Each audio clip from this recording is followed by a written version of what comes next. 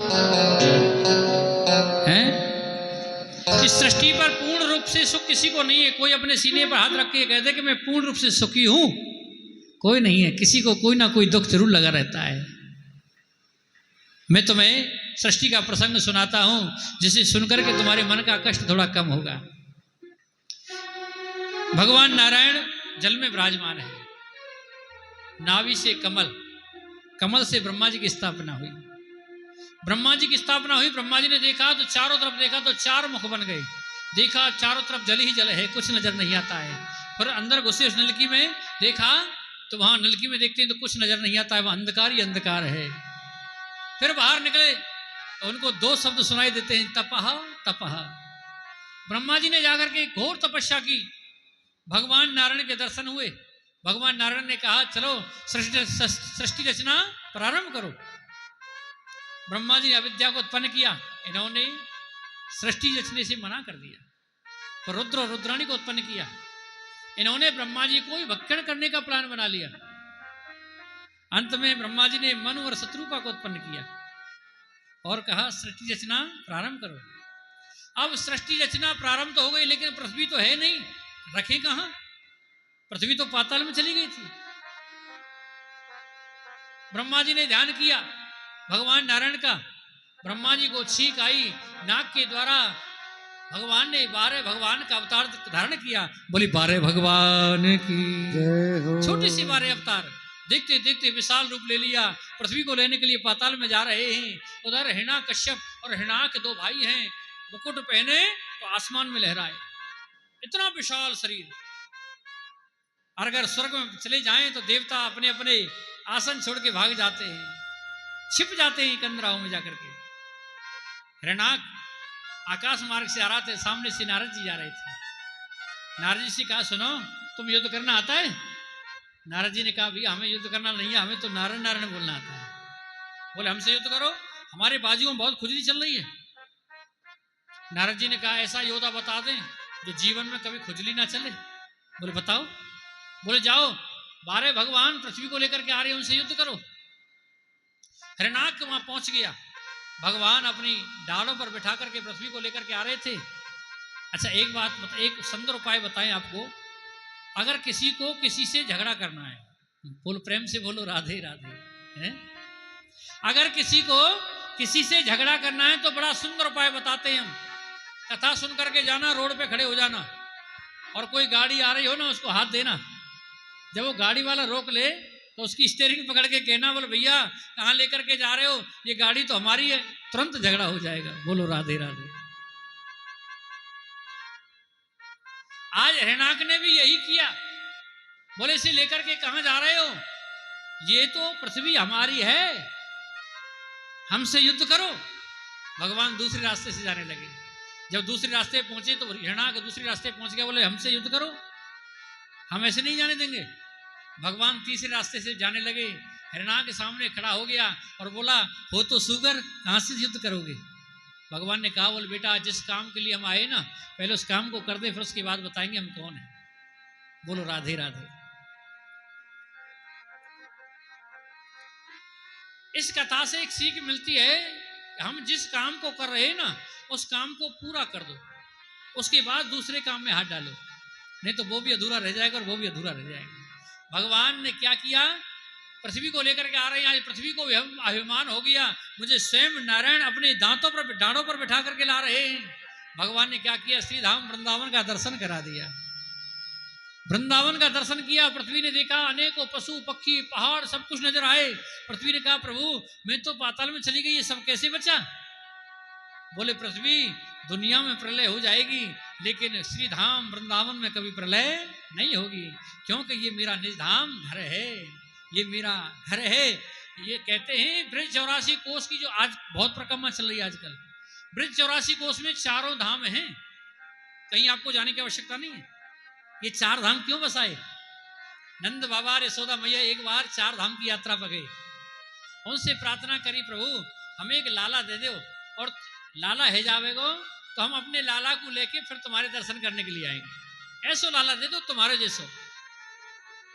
अब भगवान प्रकट होकर के आ गए। लाला बड़े हुए, थोड़े थोड़े रिनो झुनो चलने लगे। यशोदा मैया ने कहा सुनो, हम जो बोल करके आए ना, चलो वहां चलें, उनके दर्शन कराएं। आज भगवान ने सोचा अगर मैया बाबा चले गए तो मेरा जीवन तो पूरा तीर्थ यात्रा में निकल जाएगा, इन ब्रजवासिन के संग कैसे खेलूंगा। भगवान ने, क्योंकि पहले गाड़ी घोड़ा तो थे नहीं, पैदल का साधन था। भगवान ने क्या किया, वो 4 धाम सभी वृंदावन में 84 कोस में बसा दिए। बोले बाबा चलो बैलगाड़ी से, हमने सब 4 धामों को यहीं बुला लिया है, तुम यहीं दर्शन कर लो, तुम्हें वहां जाने की आवश्यकता नहीं है। बोलो राधे राधे। आज ब्रज को 84 कोस में परिक्रमा में जाएंगे तो वहां केदारनाथ भी है, बद्रीनाथ धाम भी है, क्षीर सागर भी है, सब उसमें विराजमान है। आज पृथ्वी को धारण किया, उसी समय हिरणाक आ गया। हिरणाक ने कहा आओ हमसे युद्ध करो। सज्जनों, संस्कृत भाषा इतनी सरल है, इतनी सुंदर है कि उसमें अगर किसी को गाली भी दी जाए ना तो बड़ी प्यारी लगती है। बोलो राधे राधे। भगवान ने कहा आओ आओ ग्राम सिंह आओ। संस्कृत में ग्राम सिंह कुत्ते को कहते हैं। अब कोई सोचेगा मैं हम गांव के शेर हैं इसलिए ग्राम सिंह कह रहे हैं।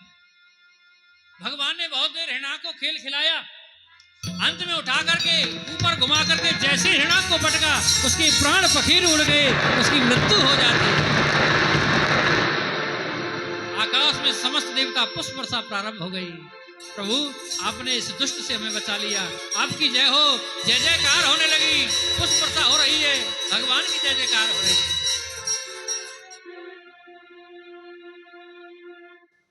एक दिन कश्यप मुनि विदुर जी ने पूछा प्रभु भगवान ने हिरणाक का वध क्यों किया। बोले एक दिन कश्यप मुनि ध्यान में बैठे हुए थे। कश्यप मुनि ध्यान में बैठे हुए थे, इनकी पत्नी दिति काम क्रीड़ा से इतनी उन्मुख हो गई। बोले मुझे काम सता रहा है, मेरी इच्छा पूर्ण करो। अच्छा देखो, एक ही पिता की संतान है, राक्षस और देवता एक ही पिता की संतान है, माता अलग अलग है, पिता एक ही है। दिति के राक्षस हैं और अदिति के देवता हैं, और पिता कश्यप भगवान है। दिति काम क्रीड़ा से इतनी उन्मुख हो गई, मुझे काम सता रहा है, मेरी इच्छा पूर्ण करो। कश्यप मुनि ने कहा देवी ये दोनों समय मिले हुए हैं, संध्या का समय है, काम क्रीड़ा नहीं करनी चाहिए। सज्जनों, दोनों समय मिले हों विद्या अध्ययन नहीं करनी चाहिए, दोनों समय मिले हों भोजन नहीं करना चाहिए, दोनों समय मिले हों तो सोना नहीं चाहिए, दोनों समय मिले हों तो काम क्रीड़ा नहीं करनी चाहिए। लेकिन दिति ने एक नहीं मानी, वस्त्रों को खींचना प्रारंभ कर दिया, मुझे काम सता रहा है, मेरी इच्छा पूर्ण करो। कश्यप मुनि ने जाकर उनकी इच्छा पूर्ण की, स्नान करके फिर ध्यान में बैठे और कहा देवी तुम्हारे गर्भ से 2 राक्षस उत्पन्न होंगे जो कि पृथ्वी पर हाहाकार मचा देंगे।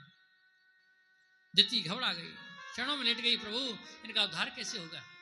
तुम्हारे घर जो पौत्र होगा वो इनका उद्धार करेगा, वो इनका उद्धार करेगा। इसके बाद ब्रह्मा जी ने कर्दम ऋषि को उत्पन्न किया। कर्दम ऋषि ने 10,000 वर्ष तक तपस्या की कि मेरा विवाह हो जाए। अब सुनने में अटपटा लग रहा होगा, 10,000 वर्ष है, पहले उम्र 1-1 लाख वर्ष होती थी। जैसे तैसे युग बीतते गए, 1-1 जीरो कम होती गई, लंबाई आधी होती गई मनुष्य की। महाराज दशरथ जी ने जब प्राण त्यागे थे उस समय उनकी उम्र कितनी थी पता है आपको? 60,000 वर्ष। और राम जी जब वन में गए थे तो उनकी उम्र कितनी थी? 27 वर्ष की।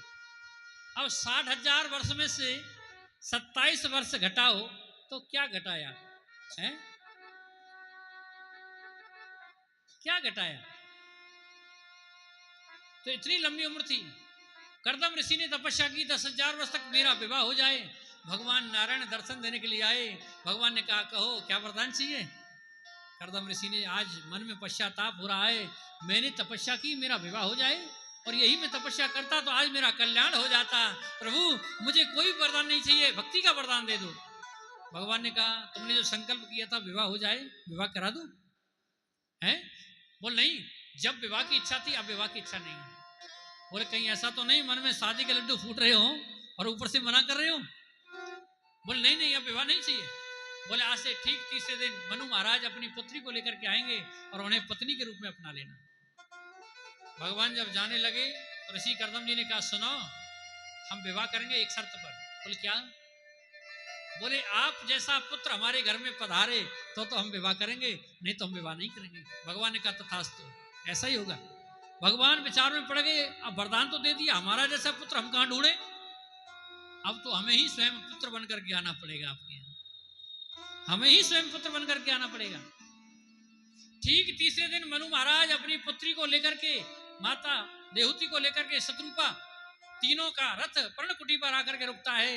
ऋषि करदम जी ने 3 आसन बिछाए, एक पर मनु महाराज बैठ गए, दूसरे पर शत्रुपा बैठ गई और तीसरा आसन खाली पड़ा हुआ है। बार बार नेत्र खोल करके देखते हैं, बंद करते हैं, ये बैठी है नहीं बैठी। अगर मेरे दिए हुए आसन पर बैठ गई तो मैं इसके साथ विवाह नहीं करूंगा, और इसने मेरे आसन की अवहेलना की तो भी नहीं करूंगा।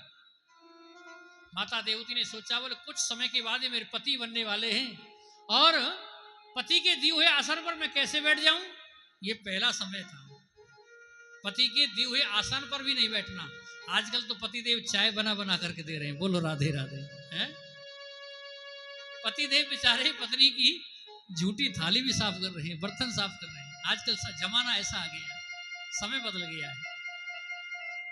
आज माता देवती ने सोचा, कुछ समय के बाद ये मेरे पति बनने वाले हैं, पति के दिए हुए आसन पर कैसे बैठ जाऊं, और नहीं बैठती हूं तो अवहेलना हो जाएगी। ऋषि करदम जी ने आसन दिया, माता देवती ने उस आसन को हाथ से स्पर्श किया और जमीन पर बैठ गई। यही सबसे बड़ी बुद्धि है। अगर आजकल की कन्या होती ना तो पता है क्या कहती? अपने माँ बाप से, तुम सब बाहर चले जाओ, लड़के से अपना इंट्रोडक्शन मैं स्वयं करूंगी, क्योंकि जीवन तो मुझे बिताना है लड़के के साथ। आपको क्या पता, कोई माँ बाप अपनी बेटा बेटी का बुरा नहीं चाहता है, कोई हित नहीं चाहता। हर माँ बाप की इच्छा होती है हमारा बेटा बेटी अच्छा रहे, अच्छा पढ़े लिखे, अच्छा सुख में रहे, कोई बुरा नहीं चाहता। ऋषि करदम जी का विवाह माता देवती के साथ हो रहा था। 3 फेरे हुए। ऋषि करदम जी ने कहा, सुनो ब्रह्मा जी से, मैं एक बात कहना भूल गया। बोले क्या? बोले जब मेरे एक पुत्र हो जाएगा ना तो मैं वन में चला जाऊंगा तपस्या करने के लिए।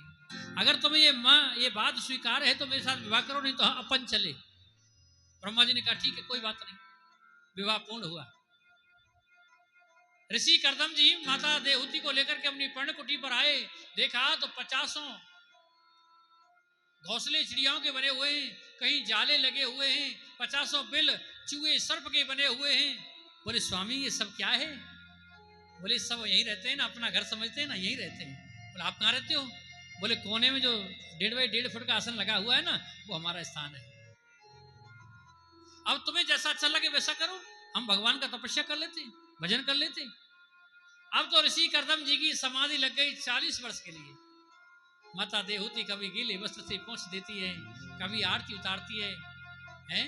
कभी जल पी करके रह जाए, कभी फल खा के रह जाए, कभी पत्ते खा के रह जाए, और कोई कोई दिन तो ऐसा आवे कि बिल्कुल निराहार रह जाती है। मन में आशा लगी हुई है कि जब मेरे पति की समाधि खुलेगी तो मेरा वंश आगे चलेगा। 40 वर्ष में माता देवहूति का शरीर ऐसा बन गया जैसे एक वृद्ध माता का हो जाता है। 40 वर्ष बाद जब ऋषि करदम जी की समाधि खुली और कहा, देवी तुम कौन हो? माता देवहूति ने सोचा, हे भगवान ये तो भूल गए कि हमारा इनका विवाह हुआ है। बोले महाराज आज से ठीक 40 वर्ष पहले आप याद करो, हमारा तुम्हारा विवाह हुआ तो याद आया कुछ? बोले हाँ। तुम अपने घर नहीं गई? तुम्हारे पिता तो इतने राजा हैं, पैसे वाले हैं, अपने पिता के घर नहीं गई? बोले स्वामी पत्नी का तो सर्वस्व पति होता है? मैं आपको इस कष्ट में छोड़कर कैसे चली जाती? पिता के घर से उसकी डोली उठती है और पति के घर से उसकी अर्थी उठती है। पत्नी का तो सर्वस्व पति है, मैं आपको छोड़ के कैसे जाती? ऋषि करदम जी ने कहा, देवी मैं तुम्हारी तपस्या से बड़ा प्रसन्न हूं, तुम अपने नेत्र बंद करो। नेत्र बंद करके खोल करके देखा तो सुंदर सरोवर है। बोले जाओ इस सरोवर में स्नान करके आओ। स्नान किया तो सुंदर 16 वर्ष की अवस्था बन गई। अनेकों दासियां खड़ी हैं, कोई बाल बहा रही है, कोई वस्त्र पहना रही है, कोई दर्पण दिखा रही है। ऋषि करदम ने भी उस सरोवर में स्नान किया तो सुंदर 20 वर्ष की अवस्था बन गई। उसी समय सुंदर सा विमान आया, उस विमान में दोनों बैठ करके कंदराओं की ओर चले गए। ये सब क्या था? तप का बल था, तपस्या का बल। कि विपिदो नेव विपिदा संप्रदो नेव संपदा विपद नारायणम विस्मृति संपुनारायणम स्मृति। ऐसे महान संत, इन्होंने कभी विपत्ति को विपत्ति नहीं समझा। के हनुमंत विपत्ति प्रभु सोई, जब तब सुमिरन भजन न होई, जब तब सुमिरन भजन न होई। ऐसे महान संत एक क्षण भी बिना कृष्ण कीर्तन के निकल जावे तो रोना शुरू कर देते हैं। आज मैंने ऐसा ऐसा दूषित अन्न खा लिया, आज मेरा मन भगवान के भजन में क्यों नहीं लग रहा है, मेरा मन भगवान के चरणों में क्यों नहीं लग रहा, मेरा मन भगवान के भजन में क्यों नहीं लग रहा है। ऐसे महान संत, इन्होंने कभी विपत्ति को विपत्ति नहीं समझा। ऋषि कर्दम जी ने प्रण किया था कि मेरे जब एक पुत्र हो जाएगा मैं वन को चला जाऊंगा। यहाँ तो भगवान को कुछ और ही मंजूर था, बेटा तो हुआ नहीं और कन्या हो गई 9। बोलो राधे राधे। अब चाही ना होता है प्रभु चाही तत्काल। हम जो चाहते हैं वो नहीं होता है, लेकिन चाहते वो जो चाहता है ना वही होता है। भगवान कहते हैं जो तू चाहता है वो नहीं होता, जो मैं चाहता हूं वो होता है। और तू जो चाहेगा, जो मैं चाहता हूं वो तू चाहा, जो तू चाहेगा वो होकर रहेगा। कहते हैं हमें चिंता नहीं उसकी, उसे चिंता हमारी है। हमें चिंता नहीं उसकी, उसे चिंता हमारी है। हमारी नाव का रक्षक सुदर्शन चक्रधारी है, सुदर्शन चक्रधारी है। हमें उसे चिंता नहीं है, उसे हमारी चिंता है। भगवान भूखा उठाता जरूर है, लेकिन किसी को भूखा सुलाता नहीं है। भगवान सबको देता है। घर में बेटा होता है ना, लड्डू बांटते हैं, रसगुल्ले बांटते हैं। पूछा जाए क्या हुआ, बेटा हुआ है, बेटा लो मुंह मीठा करो। और घर में बेटी हो जाए, पूछा जाए क्या हुआ, तो टेढ़ा मुंह करके कहते हैं हाँ लक्ष्मी आई है? जितना बेटा का होना जरूरी है उससे कहीं ज्यादा बेटी का होना जरूरी है। पंडित जी जब विवाह कराते हैं ना, कन्यादान का संकल्प जब हाथ में देते हैं, वो कहते हैं तूने किसी कन्या का दान लिया है, इस ऋण को तब उतारेगा जब तू अपनी कन्या का किसी को दान करेगा, नहीं तो ऋण लगा कि लगा रह जाएगा। कहते हैं भाग्य से होते हैं बेटे, हैं भाग्य से होते हैं बेटे, और सौभाग्य से होती हैं बेटियां। जिनके घर में बेटियां होती ना वो सौभाग्यशाली होते हैं। जितना माँ बाप की इज्जत का ख्याल बेटी रखती है उतना बेटा नहीं रखता। अगर बेटियों को यह अधिकार दे दिया जाए माँ बाप की सेवा करने का, तो ये वृद्धाश्रम बंद हो जाएंगे, पक्की बात है। जब घर में कोई पानी देने वाला नहीं होता है ना, बेटा छोड़ देता है, बहू बेटा छोड़ देते हैं, तब वो अपनी बेटी को याद करता है, तब वो अपनी बेटी को याद करता है। बेटी चाहे कितनी भी दुखी हो, चाहे कितनी बीमार क्यों ना पड़ी हो, रात्रि में चाहे 2 बजे पिताजी आते हैं, चाहे 12 बजे आते हैं, दौड़ करके जाती है, दरवाजा खोलती है। एक बार को पत्नी भी आलस कर जाती है, लेकिन बेटी दौड़ करके जाती है। हैं बेटा क्या है, गेहूं की खेती है, यहाँ बोया जाता है, यहीं से काट लिया जाता है। बेटी क्या है, धान का प्लांटेशन है, यहाँ बोया जाता है, यहाँ पुरोया जाता है। एक बेटी को मारने के बाद कितने रिश्ते मर गए। किसी की बहन है, किसी की बुआ है, किसी की पत्नी है, किसी की जिठानी है, किसी की दौरानी है, किसी की सास है, किसी की चाची है, किसी की ताई है, ना जाने कितने रिश्ते मर जाते हैं एक बेटी को मारने के बाद। सज्जनों, हमने ऐसे ऐसे पत्थर दिल भी पिता देखे जिनके एक बेटा भर जवानी में मर गया। वो पत्थर दिल पिता, उसने एक आंसू नहीं बहाया। और वही पिता जब अपनी बेटी की डोली विदाई करता है ना, तो फूट फूट के रोता है, फूट फूट के रोता है। कितने पत्थर दिल पिता क्यों ना हो, लेकिन जब उसकी बेटी विदा होती है ना, तो उसकी आंखों में आंसू आ जाते हैं। जनक जी कितने महान थे, जब जानकी जी की डोली विदाई कर रहे थे ना, तो हिलकी मार मार के रो रहे थे, हिलकी मार मार के रो रहे थे। 9 कन्याओं का विवाह 9 ऋषियों के साथ किया। 10वीं संतान कपिल भगवान कर्दम ऋषि के यहाँ पधारे। बोले कपिल भगवान की जय। पिता ब्रह्मा ने आकर के उनका नामकरण संस्कार किया। ऋषि कर्दम जी ने कहा प्रभु मेरा मनोरथ पूर्ण हुआ, अब मुझे बन जाने दो। कर्दम ऋषि से कपिल भगवान ने कहा ठीक है। जैसे ही जाने के लिए तैयार हुए, उसी समय माता देवहूति आ जाती है।